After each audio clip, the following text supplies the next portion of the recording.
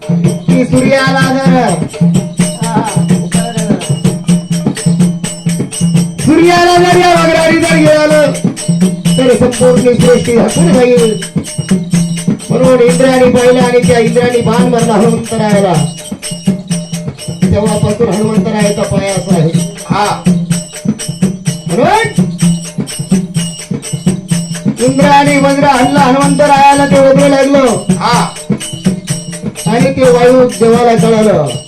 वायुदेव म्हणजे वारा, पवन देव म्हणतात त्याला. म्हणून वायुदेवाला रागाला वायुदेवाने सारे हवा दिवा सर्व ते बंद करून टाकले. वाऱ्याचं पान हला ना